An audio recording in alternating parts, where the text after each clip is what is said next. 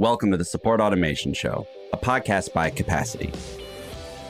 Join us for conversations with leaders in customer or employee support who are using technology to answer questions, automate processes, and build innovative solutions to any business challenge. I'm your host, Justin Schmidt. Jason Yoon, welcome to the Support Automation Show. Love it. Thanks, Justin. Thanks for inviting me over. Absolutely. Where's this podcast find you? From very sunny and warm Seattle, Washington. I'm in very snowy, dreary St. Louis, Missouri right now. We're like halfway through what should be a 12-inch dump of snow. So got a nice winter vibe here. It's funny, my Instacart days, just because you guys get so used to all the various markets across the country, when I hear crazy winter storm, I'm like, great. And then I'm just thinking internally, okay, how many orders is that? What are they doing? What's the impact? Just because it's so ingrained into me. Yeah. So you've got a interesting background and have recently founded a startup of your own, Relay. Just to get us started, share some of your background and what led to your career in support, community operations, and then how that ties into Relay, the mission of Relay, and what you all are trying to do. So it's funny, when anyone actually looks at my LinkedIn, they're like, what is your background? Because it doesn't make any sense. And I'm like, I know. I'm so surprised I'm doing what I'm doing now. I didn't want to do this. I mean, if you talk to me about saying, hey, Jason, you're going to do customer support. You're going to be working and creating all these customer experiences. I would have just laughed at you just because I was so focused on being that stereotypical doctor. I was a biochemist. I was a clinical and bedside researcher.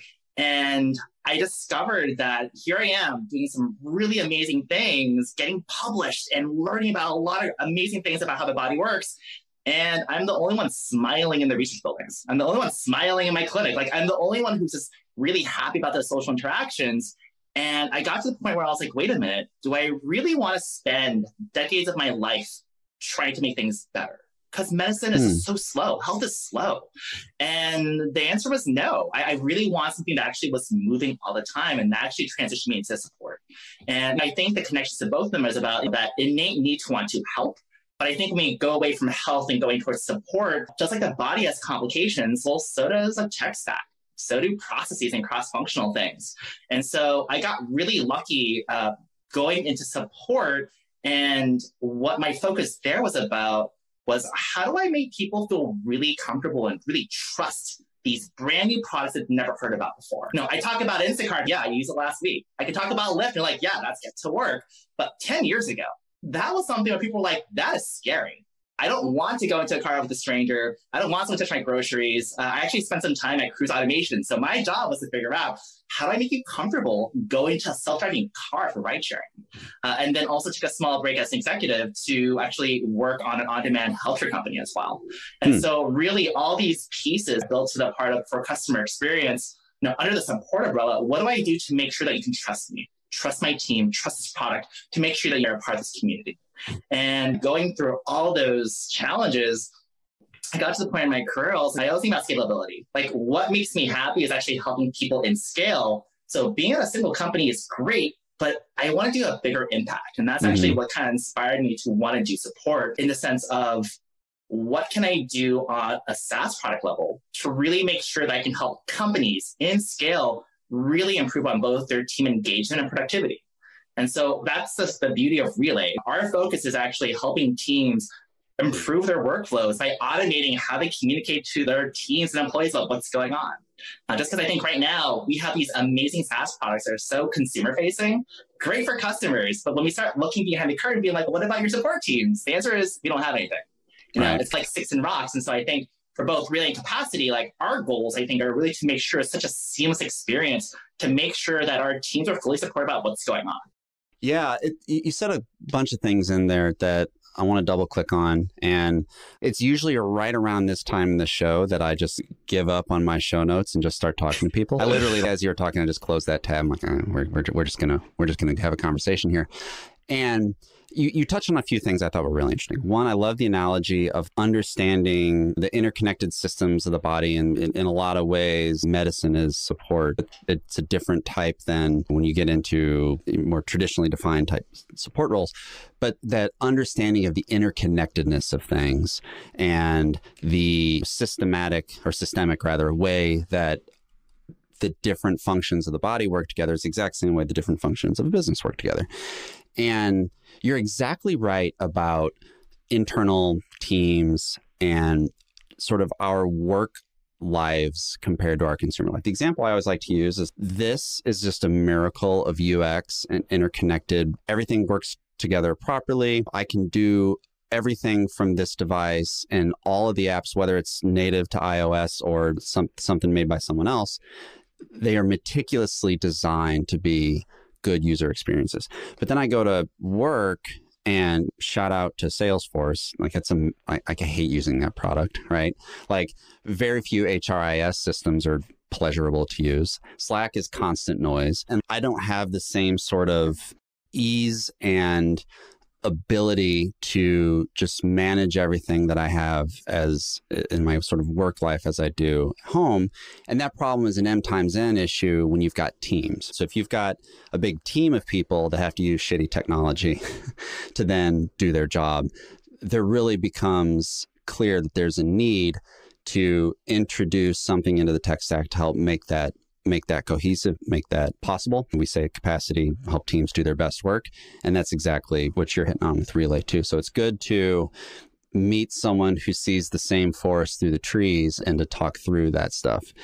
In terms of the concept of automation and support and all that, I'm going to ask you the same question I ask everybody near the beginning of an interview, which is when you hear the phrase support automation, what does that mean to you? Immediately, it's so mischaracterized. I think people away from us, so away from support operations leadership, I think they think it's unnecessary.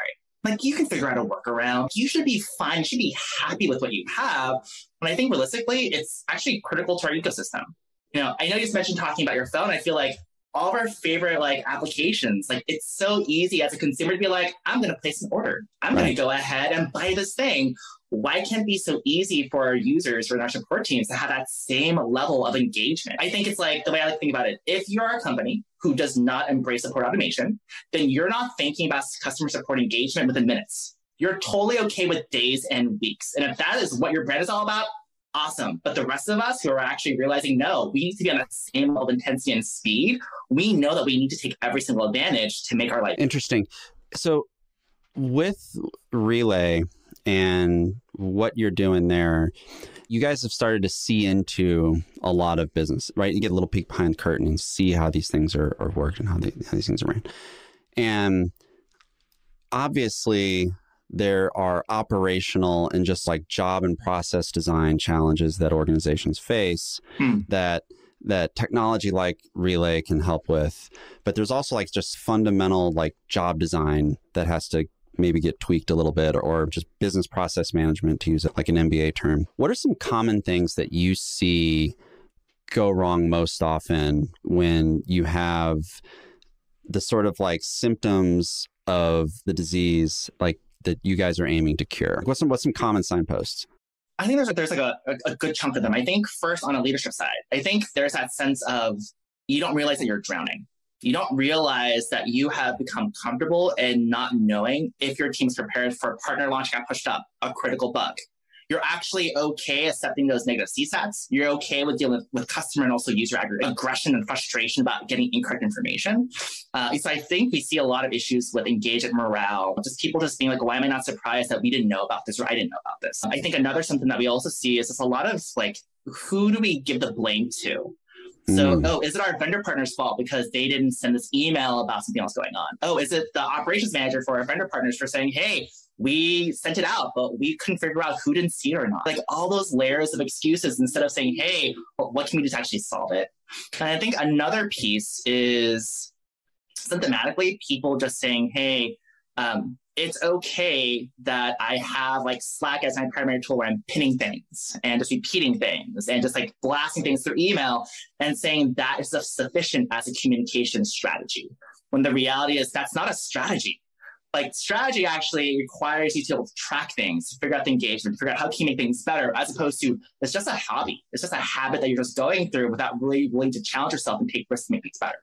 Yeah, it is an interesting conundrum that I think managers especially face, and that you as a manager, and I literally had this conversation with someone on my team today, and that is my job is to like make you succeed. Everything I do needs to be done under the auspice of you achieving the goals that we've set for you, that you've set for yourself in your career and life, and to like advance. And anything I do to create inefficiencies or not address issues or not be able to respond to coachable moments or not let you experience success in your job. If it's a marketing person, maybe it's a successful campaign. If it's a support agent, it's a certain like deflection or not deflection, a certain survey score or whatever it is. And it's really hard in a modern workforce to be able to have the bandwidth to have the deeper conversations with your direct reports because all the little just stuff that gets in the way. And this is like a perfect type of problem for computers and automation and software to solve. And I love the idea of using technology to augment and enhance human behaviors versus straight up trying to replace them. And it's refreshing to hear another founder and business leader really understand that at a fundamental level to the point where you're launching a product of it.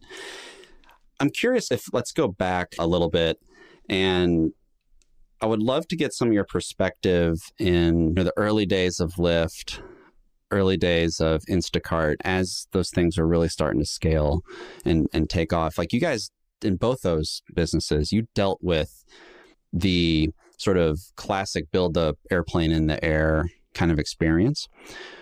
What are some of the big lessons you learned from then on enabling and making sure that the CS teams and the community teams and the customer facing teams were set up for success during that sort of growth? So, number one, I feel like I deserve a pilot's license for free. I feel like I have done this way too many times where I'm like, I deserve something for going through all these crazy experiences. I think about, I'm actually talking about Instagram this one, because I think it's a fun way to think about, I think for any type of on-demand product, especially when they're going to marketplace, I think what people never realize that everything is so manual in those early days. So for instance, you want a car, you want a grocery order, there's probably somebody who actually went there and had to click there and be like, cool, who's available? Okay, I'm going to give it to you. Oh, hey, I think this person's about to be finished. I'm going to go ahead and assign this to you. There's so much of the logistical components that can exist that a lot of times falls under support. And then I think the other piece is how much manual labor it takes when there's an issue that happens. So like we talked about weather, right? And so I mentioned, I think, when my first day at Instacart, coming as the head of customer happiness, I was literally welcomed to a crazy storm in Chicago. And I was told to contact all the customers who had orders to be like, hey, your order is going to be 4 to 5 hours delayed. And so imagine just going like order after order, customer after customer, just being like, hey, I'm really sorry to call you, but here's what's going on. And having to go through that emotional roller coaster being like, how can I help you? Can I reschedule it? Do you want a refund? Like, I'd love to use some credits, and then trying to convince them what we're trying to do. When I'm also just like, I'm not a weatherman. I couldn't predict this, but it doesn't matter because my job's to help you. After going through so many rounds of that, it got to the point where I was like, we can't do this. This isn't scalable. We make it so easy for customers to place orders. We make it really easy for our shoppers to get those orders and do them really well. But what happens when things don't go? I think for a lot of these hyper-growth situations, the reality is that with growth, typically comes quality issues. And that's not a bad thing. That's not a scary thing. It's a very natural thing as the market matures and we're trying to figure things out. But it doesn't mean that support isn't here to really take all of that. And so automation was so critical at Instacart. I'll say that, but at Instacart, it was so important because we got to the point where, if you think very in the beginning of the customer experience, we'd go ahead and prompt you with hey, give us a rating, and then let us know if there's anything that we should know about. Right? That's a lot of manual work to figure out what's happening, see what we can do. And so thinking about the fact that orders were very manual to review, it's really manual to reach out to customers. The two biggest things that were really big CS wins to really grow as the company was going through hypergrowth. One was figuring out a way of how do we mass communicate with our customers if we have to cancel? Like, how do we make sure that they're aware as fast as possible so they can figure out their actions and know what's going on, but build that in with auto appeasements? How can I make sure that I'm giving you the right proper credits and free deliveries? What can I do to make sure that I care about you and it's going to be okay? And then texting customers, emailing customers, really blasting across all the channels, and then making sure that they wanted our help. They want to talk to one of our agents for a phone call or email, that they be first priority. Because I think on a customer experience, It's not great to be told that you can't get something because the store shut down. There's a snow and there's a flood. And these are all the things that we'd be dealing with on a national scale. But it was important for us to make sure that our customers and shoppers knew what was going on in real time as fast as possible. As opposed to someone just being like, what's happening to my order? I haven't heard from you guys. It's been 6 hours and we didn't get to them because we're still calling other customers. And so that was a huge win because it allowed us to make sure that we're being proactive about anything come our direction. And to be honest, things come in that direction all the time. Right. And then on the rating side, it was trying to be really proactive about not playing the whole dance of, hey, like, I give you 3 stars. Hey, I'm really sorry to hear it was a 3-star order. What happened? You want to learn more? My eggs were broken. Really sorry about the eggs. Like, can I offer with a credit or redelivery? Like this entire dance of what do you need and how can I help? We changed it all by actually going through our structure and figured, okay, if we can empower customers to self-identify what went wrong, what can we do about it? And then really build this beautiful like back-end logic spreadsheet of what can we give them? What can we do? How does it work? We actually decreased our volume by 60%. But we also made it really easy for our agents to be like, cool, I know your problem. I know what you need. I can give you instant satisfaction so I can help you with what you want. And it really made the experience much easier on both sides. And that enablement ties into, I was reading through some of the content relays published over the last year or so. And I liked this conversation you all had with the folks over at Talent Drop about the concept of like why people hate I don't know. And at least in like within the work context, you never want to tell your boss you don't know. But in any sort of agent customer relationship, and in some instances, a lot of the dynamics of an agent customer relationship are very similar when it's employee and manager or peer to peer, depending on just the type of conversation at hand. Like a lot of the characteristics are the same. When you have the information you need going into that interaction, it's smoother for those of you just on audio, I'm making scare quotes here. It's smoother for the agent and it's also smoother for the customer because of the facilitation of that knowledge and of that information. You're exactly right. When you can, as you're processing the requests, proactively collecting what you need so that it's not a fresh interaction with the agent every single time. It's specifically the eggs are broken and it was the order arrived late or whatever. There's a playbook and responses and outcomes already teed up for that, right? My question to you is, internally, when we're trying to make our teammates their best and we're trying to be the most productive, everyone's hitting their KPIs, but everyone feels fulfilled and not overworked or undervalued. And like the sort of great capitalist machine is humming, so to speak. Internally, what are some of the things that you've seen that teams can do? Like, what's like the one or two or maybe 3 small handful of like first things you should look at to ensure that knowledge is shared properly and that teams have everything they need to be successful? For sure. I think the first piece is, do you have a source of truth? And I know we said that so many times, and I think there's so much like, it's weird. I think there's a lot of SaaS product shaming where it's like, you're not using Confluence or Notion, how dare you? But the reality is this. I think as long as you have one location where your team members and also other teams can go to just be like, hey, what's going on? Is it I'm going to be on OneDrive? Is it going to be a Google Drive? Is it just a Word doc that kind of has outlines for what happened today? It doesn't matter what it is. Everyone should have some sort of, this is where we go to. And we know that this should be true, right? Like we should know when was the last update. I think that has to exist. If we don't have that, then people get lost. Of course, people aren't going to know what you're going to do. I think the second piece, and I think this is really what Relay's been focusing on, is not everything that's being shared as an update requires us to stop what they're doing. Right? And I think that tends to be the noise we talked about with Slack or email. Just because I'm relaying a message, just because I am sending a message out saying, hey, here are 10 things that I learned that everyone wants to know about, it doesn't mean that everyone should stop what they're doing, stop their phone calls, stop their emails, and read it through. The reality is that what we've learned is that type of behavior causes people to miss things. They're going to forget things. They're just going to passively put an emoji and be like, oh, cool, thank you. But I think as on the operations side, we need to make sure people are reading this and understanding it, right? We need to make sure that they are ready to apply it, or more importantly, maybe to have questions or ideas or questions to really challenge us to make it better. And so what we learned is that you have to be a better communicator. Meaning, But if you put a message out there, be explicit. What do you want them to do? Are you just saying, hey, it's just good for you to know about? Is it more of saying, hey, question the crud out of it and make sure that there's nothing here that seems off loose? And then also putting priorities and deadlines. All right. When do they need to take action by? When do they need to know this by? Is this something that should prioritize in the beginning of their day or later this week when they do all their catch-ups? I think the ability for us to give that instructions, I think, is important, because you're no longer telling people be reactive to more things that make you more reactive to the point you're overreactive. It's actually saying, hey, right, I want to give you like full control about how you can be productive with your day. Yeah, and it's interesting because if we think about this from a Slack culture perspective, and I'm not a big Microsoft Teams guy, I assume it's similar there too. But shout out to our friends in Redmond. I use it for one company. I'll tell you, I went from Slack to Teams, and then it was the most worst cultural immersion experience ever. I was like, what is this? How am I stuck with these things? How's that possible? Yeah. I agree. Teams have a lot of work to do. Yeah. Shout out to Microsoft for copying innovation and rolling it into O365. Anyway, that's a separate podcast. Yeah. But let's take a Slack culture sort of example.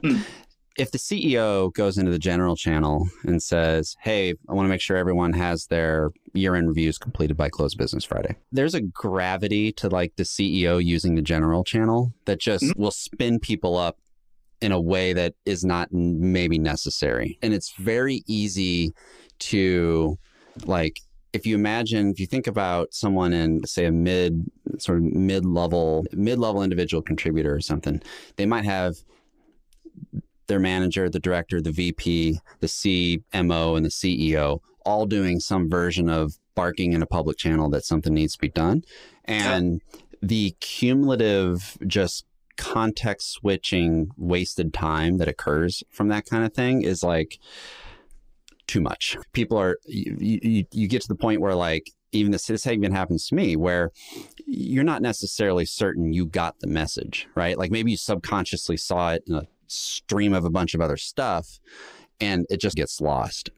And knowledge sharing, knowledge management as a discipline, this is like a classic digitization problem, because I always think about back in the day, that classic image of like the person who's fresh out of college, it's their first job, and they're like pushing the cart full of papers through the cubicles and like handing Jill in finance her TPS report and like Mark in sales his TPS report, and just going. That's a much slower, much more human scale way to disseminate information, built that way. Email even isn't built that way. So this is where, especially for internal teams, good knowledge management and like automation practices on the dissemination of that knowledge is incredibly valuable.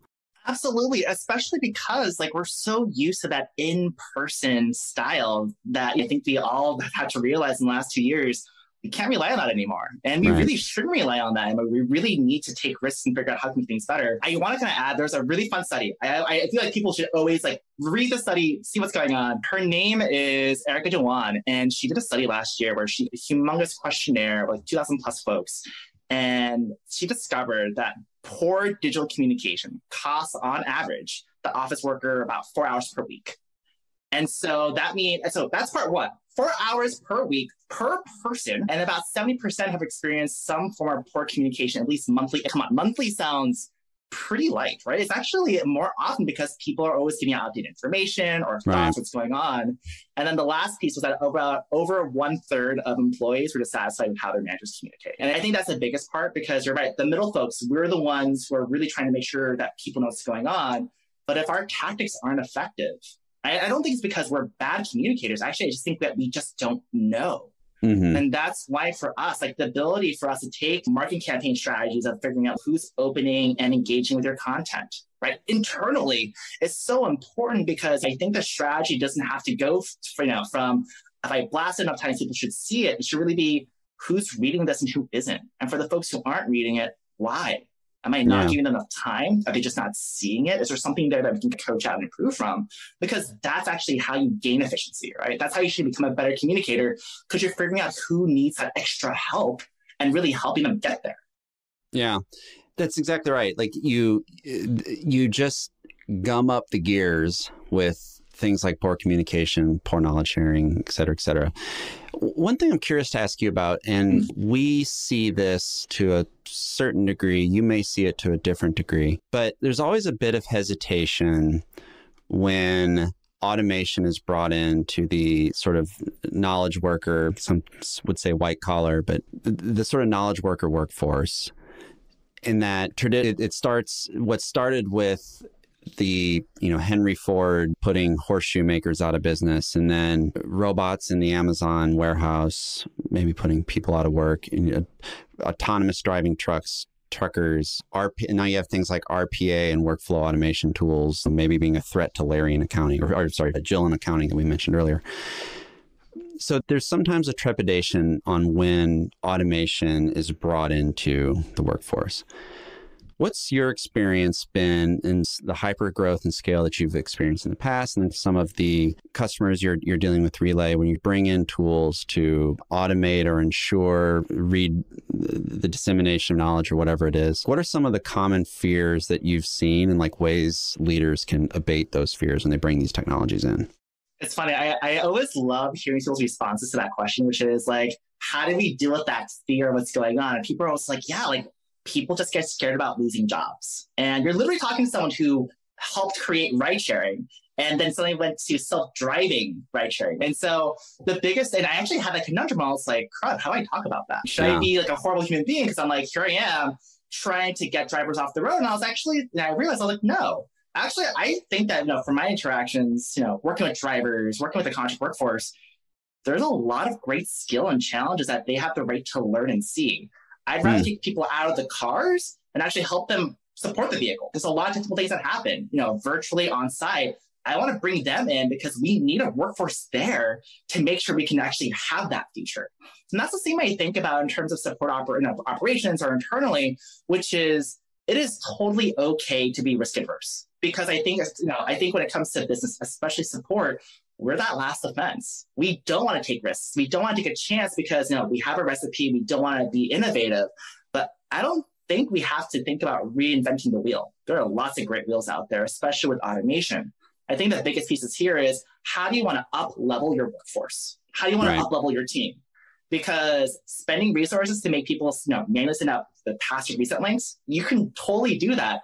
But wouldn't it be better to figure out, hey, how do we help them? There's technical issues there. Maybe they're actually having accessibility challenges. Why don't we solve that? Because that's going to be really fulfilling for both the agents, but also the customers who actually, that's their bigger challenge.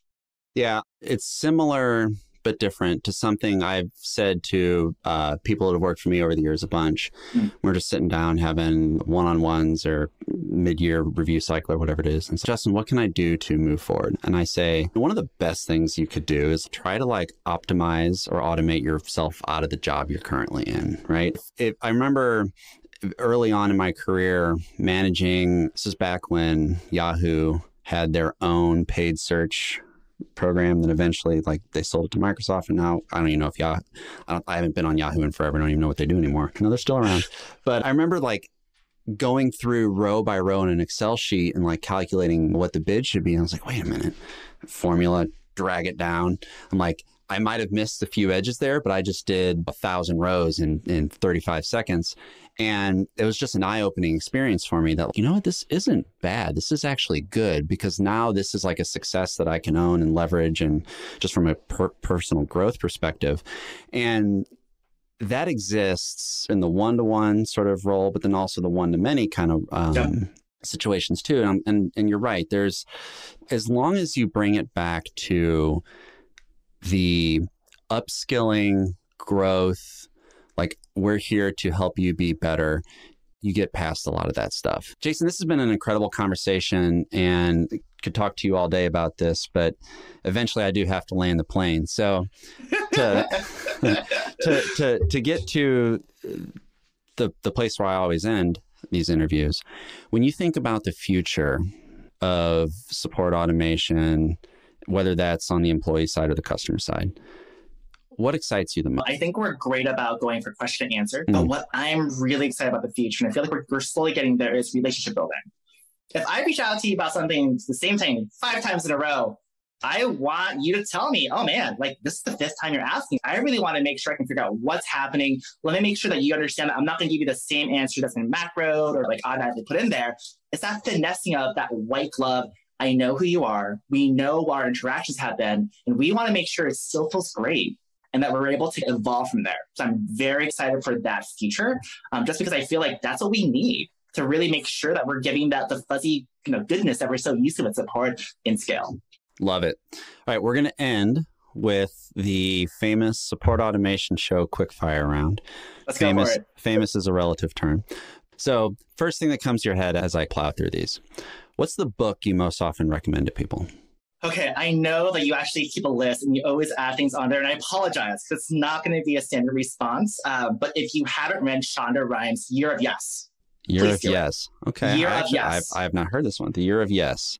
And I think the biggest takeaway here is that she was called out for the fact that she would just say no to everything. And I think as support leaders, at least for myself, I realized that I was in a place where I kept saying yes to my cross-functional partners, that equilibrium was created for me to say then no to everything else. No, I can't go out. No, I can't as a priority because I have these other things at work that I agree to do.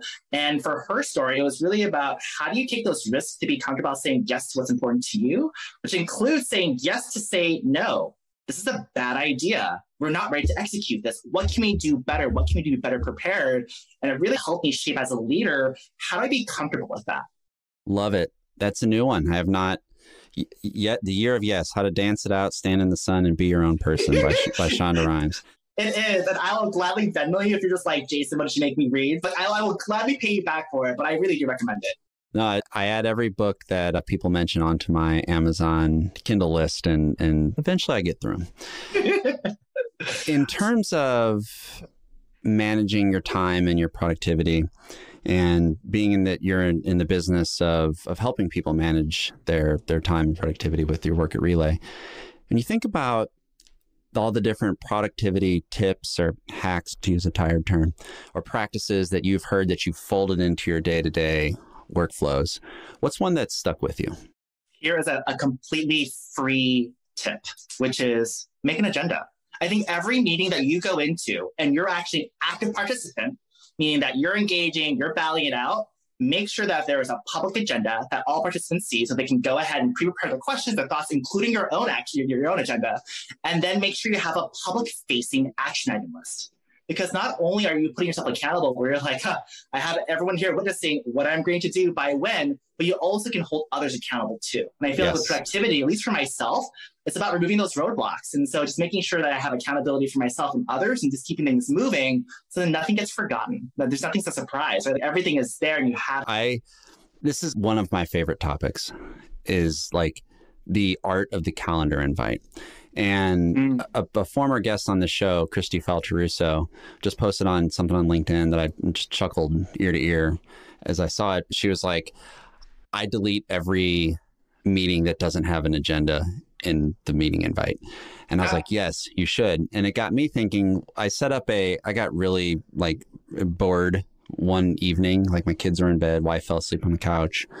And I was like, all right, instead of playing Call of Duty or whatever tonight, I'm gonna mess around in Notion.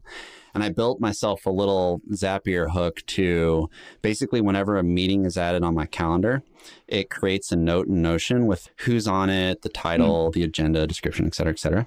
And then like when I go into a meeting, I can just click in my Notion workbook and boom, I have a meeting notes thing. And I have gotten to the point where I get like physically bummed out when I open a note to a meeting and there's no agenda. There's no, here's what we want when we leave this meeting. And I'm just like, then we've got 7 people on this. Like you realize if we like work this out to the hourly cost of this meeting, how much money we're spending. And then like the sort of ultimate example of this is like, imagine you're in Cupertino and you want to talk to Tim Cook about something. Apple's a $3 trillion company, right? They do more they've done more revenue in the time it's taken me to ask this question than the capacity is going to do this year. And if you want to get an hour of his time, that better be a awesome hour of his time, right? Yeah. Like the outcome of that hour of his time needs to literally be like multi-millions of dollars to be of value. And not all of us book meetings with Tim Cook and Elon Musk and Jeff Bezos, but like we book meetings with each other, and Tim Cook's just another person like you and I, and he's got a day that he has to manage just like you. And I'm so glad you brought this up, because especially in the forced to remote culture that we've all gone through. I think remote we're not getting that toothpaste back in the tube. Distributed work is here to stay. I'm not saying that's not the case, but we were all forced into it and haven't really thought through things. And I think one of the knee-jerk reactions to this is just, book a meeting. And you're just so easy to add people to meetings and not really think through the value of the meeting. This is supposed to be me asking you questions and getting quick answers, and I turned it into a soapbox. But this is a huge topic. But really, really important, because I think this is so important, because I think on the support operations side, I think we're so used to being forced to be reactive. And something that I learned within my background is I just know better. Yes. You can't tell me we're going to go into new market launch and we're going to wing it. No, you're going to tell me your staffing capacity. You're going to tell me what's your schedule. You're going to tell me all these questions, because at the end of the day, in order for me to prepare my team for everything, I expect everything. And if you tell me that you can't, then why are you wasting because for me to do my magic, I need you to do your magic, which means come prepared. Exactly. If you could recommend one website, blog, Slack community, LinkedIn group, Facebook group, whatever it is, for people who are in this sort of space, what would it be? I think for all support, it feels so isolating sometimes. We can't talk about our challenges because we're bound by NDA. But I think there are a lot of things that we face. And I think it's not easy for us to be vulnerable, because again, with that last offense, we're supposed to be that last person to really hold everything. But what I've learned is hearing like stories about other support leaders. There's actually a podcast series by Charlotte Ward. It's called Customer Support Leaders. And it's like 200 plus folks that she's interviewed. And very casual conversations. I got some catching up to do. Yeah, it's a lot. It's a long series. It's a great series. But I really recommend it, because I think at the end of the day, it's hard for us to compare ourselves to these grand leaders within our space, because who knows if we're going to get there or not. Sometimes you can't relate to them. But when you hear 10, 20, 50 voices, all having similar stories, challenges, backgrounds, it feels great to know that you're not by yourself. And then more importantly, figuring out what's their way of seeing something different and using that as a source of inspiration. Yeah. What was the name of that podcast again? It's called Customer Support Leaders, and it's facilitated by Charlotte Ward. Yeah. Pretty sure that's what you said, but I just want to double check. Yeah, that is a good one. Okay. Last question. And you can take this any way you want. It could be business, life, support, entrepreneurship. Just you answer this however you want. If you could take one person out for either coffee or a cocktail, depending on the time of day, who would it be? And why? Oh man, actually, I reflected on this for a while, because I know this is like one of the standard questions that come up. And I think the best person that comes to mind is actually the great and late Tony Hsieh from Zappos. I think there's so many levels here. I think representation matters. I think seeing another Asian American founder. I think for me, it's not that common. It's pretty rare, especially those who are successful, who are allowed to stay as CEOs. I think he was actually the first person that my friends actually recommended when I first started doing support for Lyft. It was trying to understand this new philosophy of how do you deliver happiness and what does it mean? And I bought shoes at Ross. I didn't have really a lot of money to buy these things. So I was like, what is Zappos? I had no idea what was going on. But reading through his story and his philosophy, talking about how do we really build engagement? How do you support your teams? How do you make customer service an actual pillar? And I actually had an opportunity to go to Zappos a few years ago. I thought they were just drinking the Kool-Aid. I was like, there's no way this is real. And then really going to the conversations, it's totally real. It's ridiculous. Their average tenure for support agents is 5 years. That. I know. I know it's really weird, because I was really pushing to be can you give me a number? It's 5 years plus. And so for me, when I hear that, when I see that and see what's going on, it's remarkable, because I think there's not enough leaders who really value customer support down to that core. And I think he really set that tone for that. And so, with all those there, I would love to understand, how did he think about it? Why was he so persistent about it? And what made him want to continue branching away from Zappos but to developing downtown Las Vegas? He really wanted to transform these communities and spaces. And so, if anything, all I would want to ask is, what else would you? I think we lost some, unfortunately, in such a tragic young way. And so just figuring out, what would you want to accomplish when you're 50 or 70 or Betty White 99, right? What would you have done just so we could have just learned what we were hoping to do? Yeah. And he's a fascinating one, because I think about this a lot. People, and this has come up on the show a bunch, actually. People mention Amazon as this paragon of like customer service and support at scale, which is true. That came from Zappos, right? Like there's a part of me that feels when Amazon bought Zappos, that's what they wanted. Jeff Bezos could have sold shoes, but the culture, operations, the way Tony thought through all those problems, like it's clear that has worked its way into the larger Amazon ecosystem in a lot of ways. And that's a classic example of just a blue flame thinker who viewed the world differently and created something really cool. And to that they're famously after your 2-week onboarding or whatever, you're offered money to either stay or go or whatever. And that's the kind of thing where you first hear that and you're like, huh. And then 30 minutes later, you're doing something else and it like clicks in your brain what kind of buy-in and culture that actually created by implementing something like that. And yeah, that's a good one. That's a good one. He hasn't been brought up on this show yet. And I'm glad you did, because that's definitely a hole that the world is still trying to fill. And you're right. Representation does matter. And he is a great example of that as well. Yep. And one last thing, which is also, he was okay to take risks in terms of how do we actually spend more within the customer engagement side of things? How do we take that risk and actually saying, hey, do you want to be here? Like, these are all the right risks that we want to see in leaders, especially with automation. Because again, it takes that vulnerability saying, hey, I recognize that we can be better and I want to try this. And I think that is so critical. And actually, we can see great things from it as long as you're open to it. Love it. So, Jason Yoon, this has been a phenomenal conversation. I can't thank you enough for your time. If people want to know more about you, more about Relay, where can they go to find you in Relay?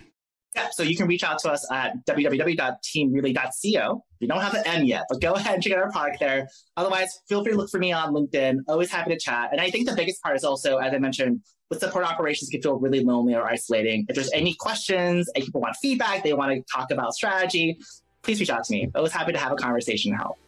Love it, Jason. Thank you so much for your time, and thanks for coming on the Support Automation Show. Of course. Thank you so much, Justin. Appreciate it.